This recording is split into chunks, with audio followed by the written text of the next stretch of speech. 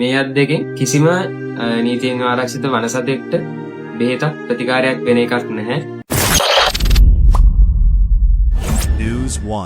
හේතුව මං කියන්න.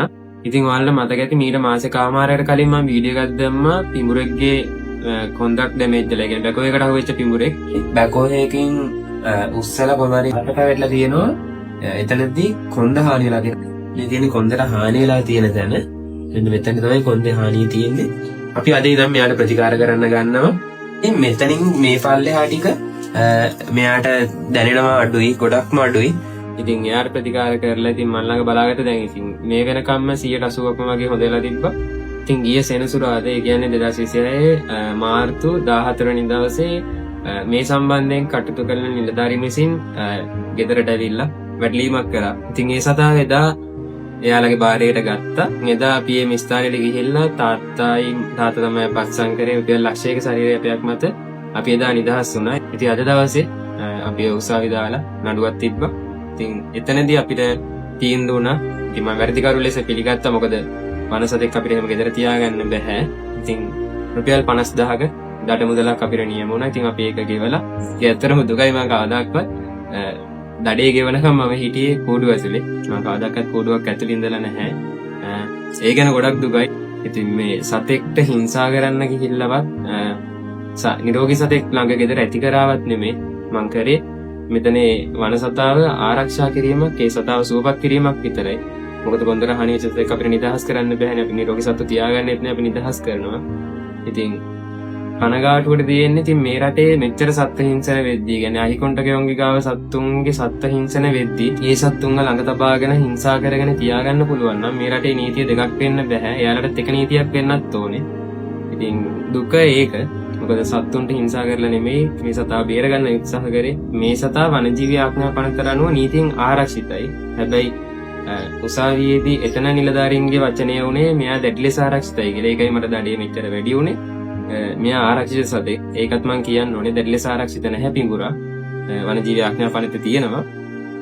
ඒක ඉතින් මං එතන ඉදිරිපත් කරන්න ඕනේ නැහැ. මොකද මම වැරදිකරු ලෙස පිළිගත්තු හින්දා එතනින් දඩේ ගෙවලා ආවා. ඉතින් මං කියන්න ආවේ මෙතනින් පස්සේ මගෙන් කිසිම නීතියෙන් ආරක්ෂිත වනසතෙක්ට මේ අත් දෙකෙන් බෙහෙත් දාන එකක් නැහැ. මුදවා ගැනීම කරන්නෙත් නැහැ. බෙහෙතක් හේතක් වෙන්නෙත් නැහැ. සුදුසුකමක් තියෙන මිනිසෙක් නෙමෙයි වෙන්නේ. පශු වෛද්‍ය කෙනෙක් නෙමෙයි මම. ඒ වුණාට ඉතින් මේ අත් දෙකෙන් මම ගොඩාක් ජීවිත සුවපත් කරලා තියෙනවා. මගේ දැනුමත් එක්ක බේරගෙන තියෙනවා. ඉතින් මේ කටයුතු සියල්ලම මම මෙතනින් නවත්තන්න තීරණය කරා. ඉතින් එහෙමයි කියලා මම නීතියෙන් ආරක්ෂිත නොවන සර්පයෝ ඉන්නවා. ඒ කියන්නේ නයා, පොළඟ, කුණකටුව, තෙල් කරවලා, මුදු කරවලා ඔය සතෙක් ගෙදරකට ආවොත් හානිය කරන්න එපා. ඒත් අපි ඉන්නවා ඒක නයින් කරන්න. ඉතින් ඒ දේ තමයි කියන්නයි මේ රටේ නීති දෙකක් තියෙන්න බෑ. ඉතින් අදින් පස්සේ මම මේ කටයුත්ත නවත්තනවා. ගෙදරකට සර්පෙක් ආවොත් ඉවත් කරලා දෙන්නම්. හැබැයි උද්දේශ සර්පෙක් වෙන්න ඕනේ. නීතියෙන් ආරක්ෂිත ගැරණියෙක්වත් විස නැති සර්පෙක්වත් මගේ අතින් මුදා ගන්න නැහැ. කතා කරන්නත් එපා. ඉතින් අනිත් දුකට කාරණේ තමයි මම මේ වෙනකන් කිසිම සතෙක්ගෙන් මුදල් හම්බ කරගෙන නැහැ. කිසිම වෙලාවක මගේ account numbers පාවිච්චි කරලා නැහැ. මම මුදල් ඉල්ලලා නැහැ මිනිස්සුන්ගේ. කවුරු බෙහෙත් ටිකක් ගෙනල්ලා දුන්නොත් ඒක බාර ගන්නවා. එතනින් එහාට මම මුදල් ඉල්ලලා මිනිස්සුන්ට කරදර කරලා නැහැ. account numbers දාගෙන නැහැ, සතුන්ගේ වීඩියෝ දාගෙන. ඉතින් මේ රටේ එවැනි දේවල් වෙද්දි x-ray අරගෙන වියදම් කරලා අන්තිමට ඉතුරුනේ මෙන්න මේක විතරයි. මේ දඩකොලේ. ඉතින් කියන්න තියෙන්නේ නිලධාරීන්ට මේ රටේ සත්ත්ව හිංසන ගොඩක් වෙනවා. ඒවා අල්ලන්න, ඒවට නීතිය ක්‍රියාත්මක කරන්න. අහිගුණ්ඩකේ ගාව ගොඩාක් සත්තු දුක් විඳිනවා. ඒවටත් මේ විදිහටම නීතිය ක්‍රියාත්මක කරන්න.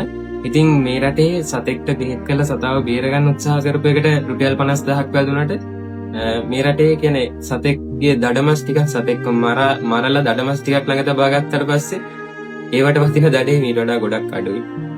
මම දන්නේ ඇයි එහෙම කියලා. මට මේ කතා කරන්නේ ඇත්තටම හරිම කනගාටුයි. ඒ ටික තමයි කියන්න තියෙන්නේ. නැවතත් මට කෝල් ගන්න එපා මේ විස්තරය අහලා. මම මේ විස්තරය කියන්න ගත්තේ ඔයාලට. ඉතින් මෙතනින් එහාට තව ප්‍රශ්න දෙන්න බෑ.